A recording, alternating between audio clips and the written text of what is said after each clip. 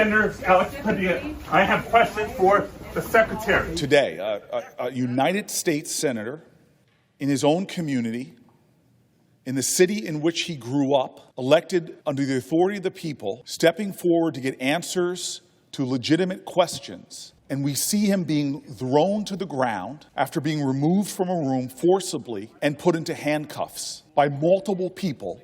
This, to me, is such an abuse of authority. It is a violent act, and there can be no justification of seeing a senator forced to their knees, laid flat on the ground, their hands twisted behind their back, and being put into restraints.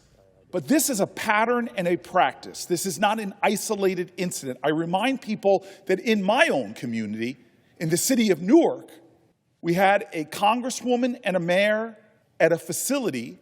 The mayor invited into the gate, the congresspeople invited into a conference room, and then the mayor asked to leave, who did leave, and then numerous agents run out to arrest that mayor. Now, the judge in this case said it was outrageous, reprimanded the Trump administration for the arrest in and of itself. We see time and time again with this administration trying to precipitate a response by the misuse and the abuse of force. This is more akin to authoritarian governments.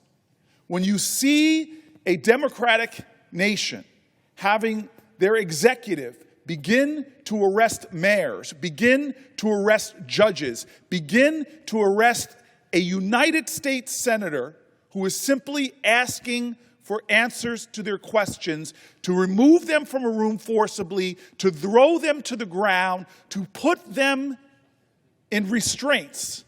This is something that we should not tolerate. And by we, this is not Democrats and Republicans. This is we in this body. We have a constitutional obligation to provide oversight to the executive, a constitutional obligation to ask questions, to make inquiries, a constitutional obligation to check and balance the authority of the executive. And so here we saw before our eyes a senator in their district, in their state, asking questions, and we see him being shoved out of a room, but it did not stop there. Shoved to the ground, shoved onto his belly, and have his arms pulled behind his back. This should outrage every United States senator.